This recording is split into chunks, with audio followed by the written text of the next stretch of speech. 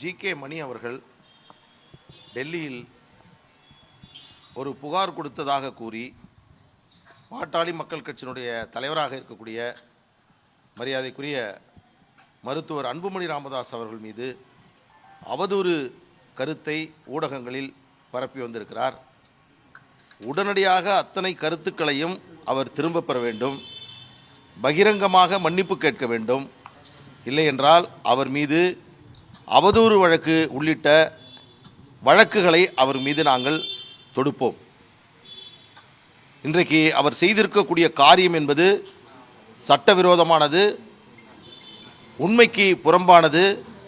பாட்டாளி மக்கள் கட்சியையும் மரியாதைக்குரிய மருத்துவர் அன்புமணி ராமதாஸ் அவர்களையும் களங்கப்படுத்தும் நோக்கத்தோடு, உள்நோக்கத்தோடு பாட்டாளி மக்கள் கட்சியை ஜி.கே. மணியும் அவரது மகனும் கைப்பற்ற வேண்டும் என்ற நோக்கத்திற்காக இந்த வேலையை அவர் செய்திருக்கிறார்.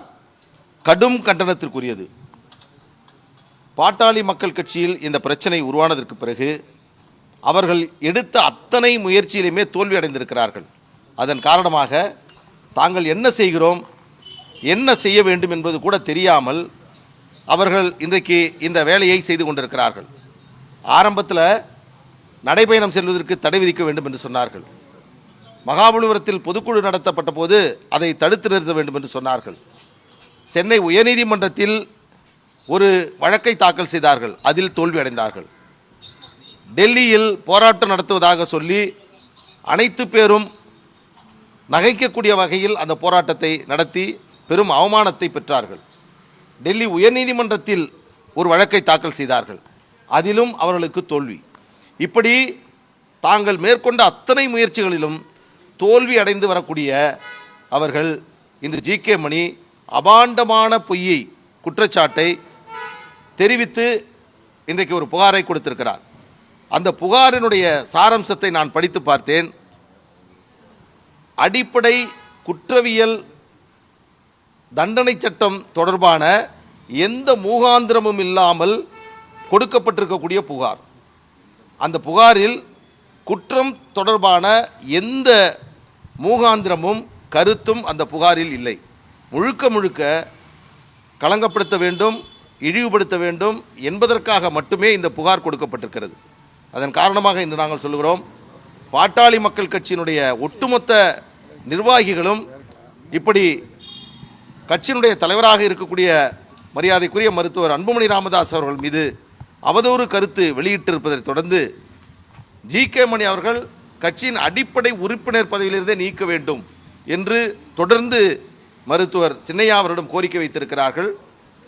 இந்த மருத்துவர், இந்த ஐயா அவர்கள் மீது இப்படி அவதூறான கருத்தை வெளியிட்ட ஜி.கே. மணி அவர்களுடைய இந்த நடவடிக்கை குறித்து விரைவில் கட்சியினுடைய ஒழுங்கு நடவடிக்கை கூடி அவர் மீதான நடவடிக்கை மேற்கொள்ளும் என்பதை இந்த நேரத்தில் தெரிவித்துக் கொள்கிறோம். அதோடு ஒரு புகார் கொடுக்குறாங்க. நேற்றைய தினம் டெல்லியில் நடந்த வழக்கு, முந்தாநாள் அந்த வழக்கில் ஆஜராகிவிட்டு வந்திருக்கிறேன். டெல்லியில் நடந்த வழக்கில் ஒரு ஆவணம், தேர்தல் ஆணையத்தினுடைய ஒரு கடிதம் அங்கே கொடுக்கப்படுகிறது. அந்த கடிதம் தேர்தல் ஆணையத்தினுடைய கடிதம். அந்த கடிதத்தை இவர்கள் மேற்கோள் காட்டி இந்த புகாரை கொடுக்கிறார்கள். அந்த கடிதம் தேர்தல் ஆணையத்தால் கொடுக்கப்பட்ட புகார் கடிதம். தேர்தல் ஆணையத்தினுடைய கடிதமே மோசடியானது, போலியானது என்று சொல்கிறாரா?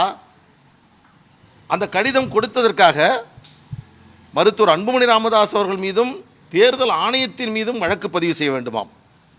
இதை கட்சியினுடைய நிறுவனராக இருக்கக்கூடிய மருத்துவர் அன்புமணி ராமதாஸ் அவருடைய தந்தையாக இருக்கக்கூடிய மரியாதைக்குரிய மருத்துவர் ஐயா அவர்களிடமே ஒரு கையெழுத்தை பெற்று அதிகாரப்பூர்வமான நபராக தன்னை அவர் அறிவித்து கொண்டு இந்த புகாரை கொடுத்திருக்கிறார். உள்ளபடியே சொல்லுகிறேன், இப்படி ஒரு நிலைக்கு அவர்கள் செல்வதை கண்டு ஒட்டுமொத்த பாட்டாளிகளும் தமிழ்நாட்டில் இருக்கக்கூடிய அத்தனை பேருமே இன்றைக்கு மிகப்பெரிய வருத்தத்தில், வேதனையில் இருக்கிறார்கள்.